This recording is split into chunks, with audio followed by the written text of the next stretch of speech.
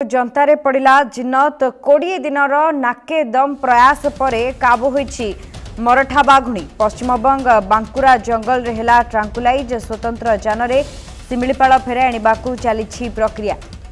पूर्वरु विभिन्न समय देखा मिलूला जे गोटे पर गोटे अंचल परिवर्तन करुला बाघुणी जिन्नत एवं जो स्वतंत्र ट्रांकुलाइज टीम आसी से दुई थर विफल होते। पाखापाखि 20 दिन नाकेदम परिश्रम पर बाघुणी को काबू कर सफल होईछि वन विभाग। पश्चिमबंग बांकुरा जंगल रे होईछि ट्रांकुलाइज स्वतंत्र जानरे सिमिलीपाल फेराई आनिबापई चली प्रक्रिया। ट्रांकुलाइज करिबा परे बाघुणी जिन्नत को सिमिलीपाल फेराई अणाजिबो।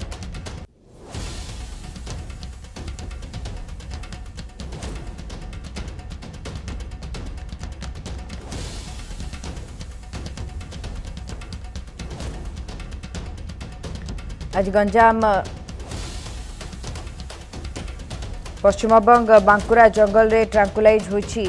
बाघुणी जिन्नत। जंतारे पड़ी जिन्नत अन्यपक्षे 20 दिन धरी परिश्रम जारी रखिथिले वन विभाग स्वतंत्र टीम। पूर्वरु दुई थर ट्रांकुलाइज करबा पई चेष्टा करा जायथिले मध्य स्वतंत्र टीम बाघुणी जिन्नत को ट्रांकुलाइज करिबारे सफल होई नथिले। एहर भितरे पश्चिमबंग बांकुरा जंगल में ताकू ट्रांकुलाइज करा जायथिबा सूचना रही। स्वतंत्र जानरे सिमिलीपाल फेराई आनिबापई चली प्रक्रिया।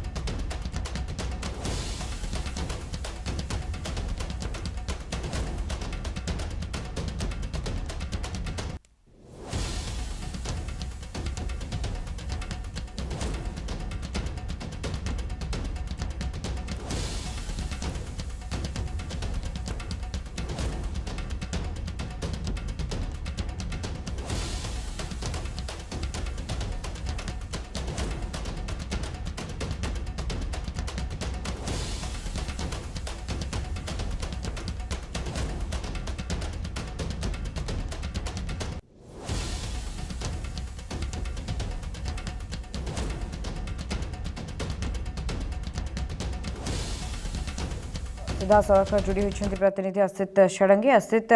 जानवाई चाहबू जेहेतु 20 दिन पर सफलता मिली स्पेशल टीम को ट्रांकुलाइज कर सफल होईछि बाघुणी जिन्नत को, तेबे वर्तमान केउठारे रही बाघुणी एवं किभली भाव में सिमिलीपाल फेराई अणाजिबो से नहीं कौन रही प्रक्रिया? निश्चित शुभस्मिता देखो ये गत काली खबर जो आसी पहुंची बाघुणी को ट्रांकुलाइज करा जायछि। बाघुणी जितेबाला गाँ बाहर को आसीला पानी पीवा से समय गोटे फांका जगार ट्रांकुलाइज करा जायछि। एवं पूर्व जदियो ट्रांकुलाइज करने बहुत उद्यम कराइला किंतु सबुथर विफल होता वन विभाग। किंतु गत काली वन विभाग गोटे बड़ सफलता मिली आम कहीपर। एवं बाघुणी को ट्रांकुलाइज कलापर गोटे स्वतंत्र केज रे रखाई प्रथमे एवं तार स्वास्थ्यावस्था परीक्षा करा जायतिला। एवं परवर्ती पर्यायर स्वास्थ्यावस्था जो स्थिर रहा परवर्ती पर्यायर सिमिलीपाल को अणाଯିबार प्रक्रिया गोटे प्रकार आरंभ होईछि आमे कहीपर। एवं जहाँ आज सकाळु सूचना मिलता तार स्वास्थ्यावस्था वर्तमान ठीक ठाक रही से प्रक्रिया वर्तमान सिमिलीपाल को आनिबार जो प्रक्रिया रही से प्रक्रिया मोटामोटी आरंभ हो सारी आमे कहीपर। तेबे आप जो कथा कहते शुभस्मिता दीर्घ 20 दिन कसरत पर 3टी राज्यर जो वन विभाग टीम रही आपण ओडिशा कथा कहतु झारखंड कथा कहतु बा पश्चिमबंग कथा कहतु 3टी राज्यर जो वन विभाग टीम रही से अक्लांत परिश्रम एवं जो बारंबार बाघर स्थिति को लेकर जो पॉलिसी बा टेक्निक बदलुला एवं शेष मुहूर्त जो गाँव में गोटे छोट पहाड़ से रही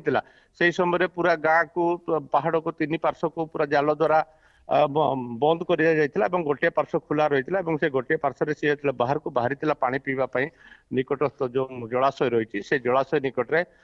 ट्रांकुलाइज करा जायतिला एवं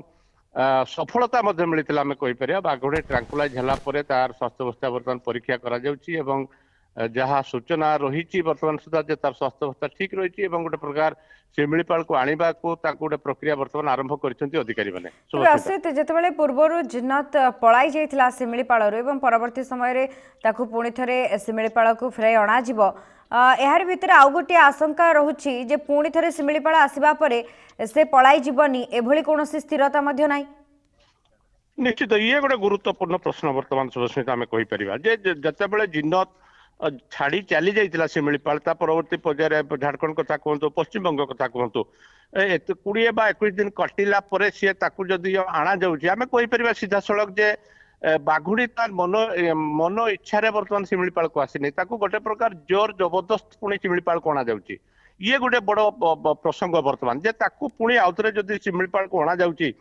କଣ ପ୍ରକ୍ରିୟା ରହିବ ତାପରେ ପରବର୍ତ୍ତୀ ପର୍ଯ୍ୟାୟରେ କଣ ପଦକ୍ଷେପ ନେବେ ବନ ବିଭାଗ ଯେ ସିଏ ପୁଣି ଶିମିଳିପାଳରେ ରହିବ ନା ପରବର୍ତ୍ତୀ ପର୍ଯ୍ୟାୟରେ ପୁଣି ଶିମିଳିପାଳ ଛାଡିବ ଇଏ ଗୋଟେ ବଡ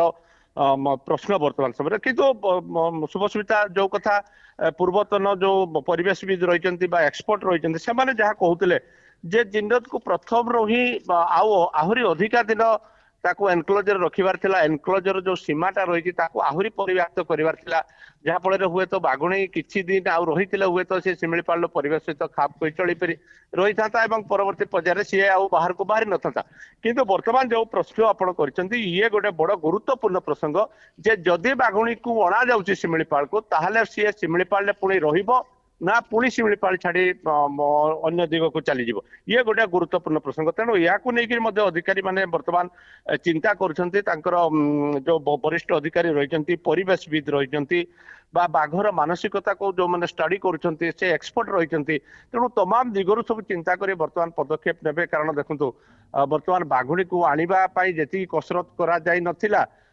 ତଡବା ଅଞ୍ଚଳରୁ ବର୍ତ୍ତମାନ ବାଘୁଣୀ ଯେତେବେଳେ ଚାଲି ଯାଇଥିଲା ତାକୁ ଫେରାଇ ଆଣିବା ପାଇଁ ତାଠୁ ବେଶୀ କସରତ କରିବାକୁ ପଡିଥିଲା ବନ ବିଭାଗକୁ ତେଣୁ ପରବର୍ତ୍ତୀ ପର୍ଯ୍ୟାୟରେ ସେଭଳିଆ କୌଣସି ସ୍ଥିତି ନ ଆସୁ ଏହାକୁ ନିଶ୍ଚିତ ଦୃଷ୍ଟିରେ ରଖିବ ବନ ବିଭାଗ ବା ତାଙ୍କର ବରିଷ୍ଠ ଅଧିକାରୀ ମାନେ ଏହାକୁ ନିଶ୍ଚିତ ଦୃଷ୍ଟିରେ ରଖିଥିବେ ଏବଂ କିଛି ନା କିଛି ସେମାନେ ଗୋଟିଏ ଡିସ୍କସନ ତାଙ୍କର ଯୋଉ କଥା କହୁଥିଲି ପରିବେଶବିଦ କଥା କୁହନ୍ତୁ ବା ମନସ୍ତତ୍ତ୍ୱବିଦ କଥା କୁହନ୍ତୁ ସମସ୍ତଙ୍କ ସହିତ ଗୋଟେ ପ୍ରକାର ଆଲୋଚନା ବର୍ତ୍ତମାନ ଚାଲିଛି ଯେ କୋଉ ଭଳିଆ ପରିସ୍ଥିତିରେ ବର୍ତ୍ତମାନ ବାଘକୁ ରଖାଯିବ ଶିମିଳିପାଳରେ ଯାହା ଫଳରେ ସିଏ ଆଉ ଶିମିଳିପାଳ ଛାଡି ନଯିବ କିନ୍ତୁ ବର୍ତ୍ତମାନ ସମୟର ସବୁଠାରୁ ଗୁରୁତ୍ୱପୂର୍ଣ୍ଣ ପ୍ରସଙ୍ଗ ଯୋଉ ପ୍ରସଙ୍ଗ ବର୍ତ୍ତମାନ ସାମ୍ନାକୁ ଆସୁଛି ବାଘୁଣୀ ଧରିଲା ପରେ ଯେ ବାଘୁଣୀକୁ ଯଦି ଶିମିଳିପାଳକୁ ଅଣା ଯାଉଛି ସିଏ କେତେ ଦିନ ଶିମିଳିପାଳରେ ରହିବ ନା ପୁଣି ଶିମିଳିପାଳକୁ ଛାଡିବ।